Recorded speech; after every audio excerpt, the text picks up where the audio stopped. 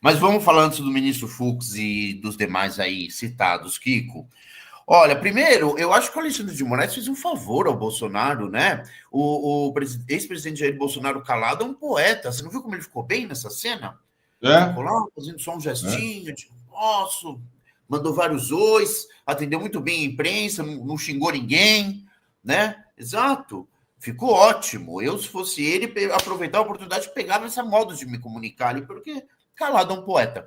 Agora, o ministro Fux, como você bem disse, olha, Kiko, essa questão, diga-me para quem advoga, eu direi quem és, né? Eu vou só reformular um pouco, porque eu quase concordo com ela. Faz sentido o que você disse, porque são relações dos filhos do Fux com pessoas, entidades ligadas ao bolsonarismo, patrocinadoras do bolsonarismo, que ocorrem concomitantemente a essas decisões que ele toma. Né? É diferente, por exemplo, do Alexandre de Moraes, que é chamado aí pelo pessoal da direita de advogado do PCC. Né? É impossível, o PCC não tem CNPJ, não tem como você advogar o PCC. Mas se você é um advogado criminalista, você tem todo o direito, e o Brasil tem o dever de prover um bom advogado para o criminoso. Não há nenhum problema de você atender criminosos, enquanto advogado de defesa. Não há problema. Agora, não dá para você atender, você tem o criminoso lá, entre os seus clientes ou clientes dos seus filhos, e concomitantemente você está tomando decisões sobre o grupo desses criminosos. Ao mesmo tempo, não é antes que você era um, depois se largou, virou, prestou concurso para juiz, deixou de advogar. Uma coisa é essa. Então, uma coisa, outra coisa, outra coisa. Eu diria, diga-me com quem andas, ao mesmo tempo eu te direi que tipo de advogado ou juiz você é. Porque não dá para você andar com bandido e julgar o mesmo bandido com quem você anda, de quem você recebe dinheiro. Isso não dá. Como você disse, Kiko, é notícia. Não estamos falando que tem uma relação que sim ou que não, né? De resto, Kiko, o Alexandre de Moraes, eu achei boa essa decisão. Acontece que o Alexandre de Moraes não esperava a nova escalada do Jair Bolsonaro, ou se esperava, deu no que deu depois que ele fez isso. Porque ele não tinha impedido o Jair Bolsonaro de dar entrevistas, de conceder entrevistas. Isso ele não estava impedido, desde que não abusasse. Agora, no dia seguinte da decisão, ele já pega e já abusa. Você dá a mão, ele quer o braço, ele já vai para o Congresso Nacional, exibe a sua tornozeleira, começa a falar um monte.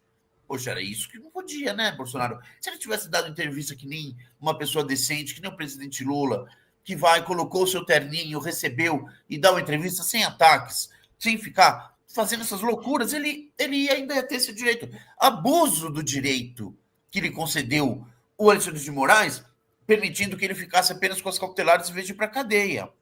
Porque já era possível ter dado a preventiva. Ele falou, não vou te dar preventiva, mas não abusa. Foi basicamente isso que o Alexandre de Moraes falou. Mas não abusa. Você pode falar com a imprensa, ok, mas não abusa. Aí a primeira coisa que ele faz no primeiro dia é abusar.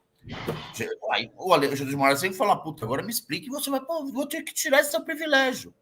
Agora eu vou te dar essa boa ajuda de te fazer ter que ficar quieto, que você calado é um poeta. É isso, Kiko. Olha só, tem, além do que eu mostrei ali, aquela charge do Aroeira, que motivou uma ação da Conib, né? E quem era advogado da Conib era o filho do Fux. O Aroeira acabou se beneficiando aqui, o processo foi arquivado pelo Ministério Público. Mas está aqui, ó, teve esse outro episódio que, na terceira semana de governo Bolsonaro, o Supremo forneceu o primeiro alívio à família. O ministro Luiz Fux mandou para a investigação parar sobre o Fabrício Queiroz, o motorista de 1,2 milhão de reais. O pedido foi de Flávio Bolsonaro, o filho mais velho do presidente. Na semana passada, ele disse que não era investigado, que não tinha nada a ver com os rolos do ex-assessor.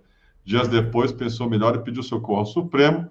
Fux matou no peito e chutou a bola para o mato. São muitas decisões a favor do Jair Bolsonaro aí, por conta de uma, não sei, né, questão talvez ideológica. Eu não quero aqui fazer nenhuma ilação, mas o ministro Luiz Fux é um conservador, é um cara que a gente sabe como é que foi a atuação na Lava Jato, né, aqui em Fux We Trust, etc. e tal. e está usando 2 pesos e 2 medidas, no caso aí do Bolsonaro e do Lula. Eu queria que você falasse um pouquinho da matéria que você publicou ontem sobre exatamente esses 2 erros que ele cometeu, Vinícius, por favor. Tá usando 2 pesos e 2 medidas, um para o Lula, um para o Bolsonaro, e os 2 pesos estão errados, né? Porque ele errou tomando decisão para os dois lados, um por mais, um por menos. Porque o que acontece, Kiko?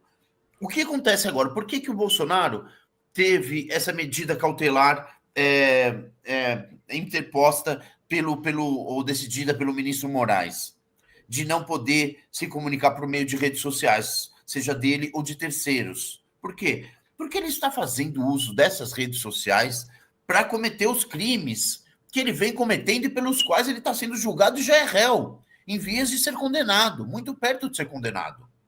É isso que está levando à condenação do Jair Bolsonaro, exatamente. Ele está usando a sua comunicação, os seus discursos, a sua capacidade de articulação política, muitas vezes por meio das redes sociais, muitas vezes indo em discursos, fazendo discurso pelo Brasil todo, políticos, motociatas. Também por isso foi colocado sob o dever de voltar para casa todos os dias em Brasília, para não poder também continuar fazendo isso. Então, o que o Alexandre de Moraes fez foi dizer, olha, parece muito que o senhor é culpado, né? Existe o fumus boniuris, a fumaça do bom direito. Está com muita cara que você é culpado, você está para ser julgado, terminar o seu processo, a gente está cheio de prova que a gente já viu, então nas alegações finais a gente já vai decidir, e você continua delinquindo por meio de suas redes sociais e discursos por aí pelo país.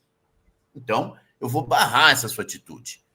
Nem entrevista você pode fazer. Eu deixei de fazer entrevista, você deu aquele papelão na Câmara, continuando fazendo a coisa que você está proibido. Então, ficou nisso. Ficou barato. A prisão preventiva poderia ter sido aplicada. Tinha elementos para isso. O Moraes pensou bem, achou que já está tão perto dele ser preso, vamos deixar quieto, né? Então não prendeu por causa disso. Não gerar mais fatos políticos em cima desse ato jurídico. Aí o Fux pega e fala, não, ele pode falar sim, porque como que a gente vai tirar o direito de uma pessoa da entrevista? Ora, em 2018 foi isso que ele fez com o presidente Lula. Então ele errou quando fez isso com o presidente Lula. Por que ele errou? Porque o presidente Lula não estava preso porque estava usando as redes e as entrevistas e os discursos para qualquer coisa ilícita. No caso do Bolsonaro, tentar dar um golpe, desmoralizar e desestruturar o poder judiciário, principalmente Moraes, né? No caso do Lula, ele estava preso porque pretensamente tinha recebido um triplex como propina. Depois a gente veio descobrir que não tinha nada disso. A gente já sabia aqui. Mas o Brasil precisou da Vaza Jato, né? Para acreditar que era tudo uma balela. Tinha que ver para crer. Viram, criram.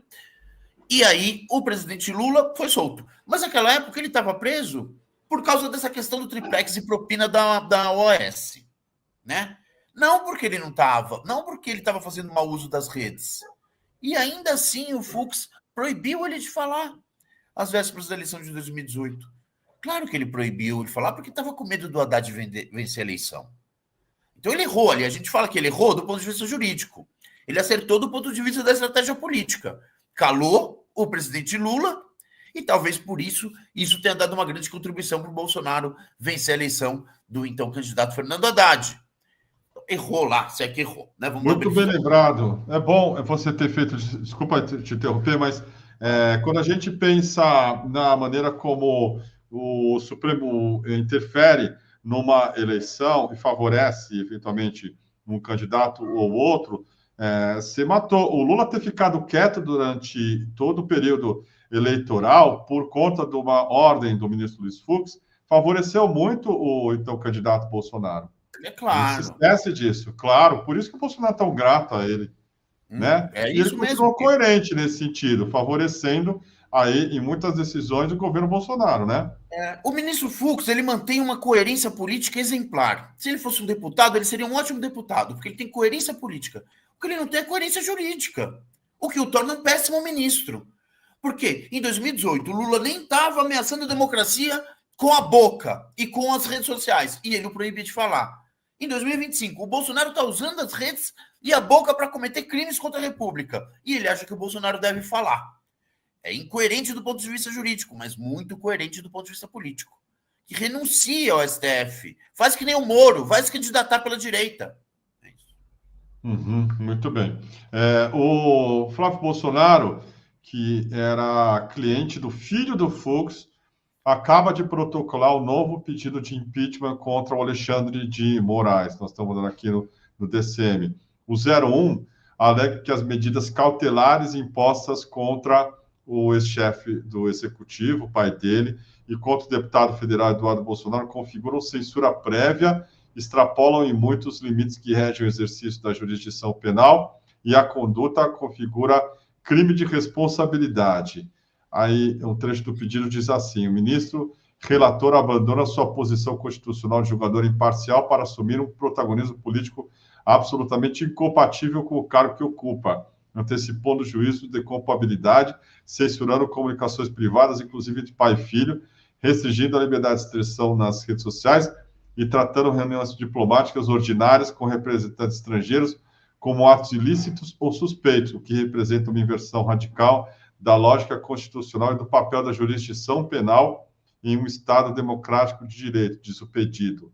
Flávio pede a criação de uma comissão especial para avaliar a admissibilidade e o prosseguimento da acusação até o fim do mandato. Além do fim do mandato, pede que Moraes seja impedido de exercer qualquer função pública por 8 anos. Isso aqui não vai prosperar nada, mas é mais uma tentativa de fazer uma pressão sobre o Alexandre de Moraes. Eles não vão recuar, essa turma é bandida mesmo, é gangster, e segue a cartilha do Donald Trump.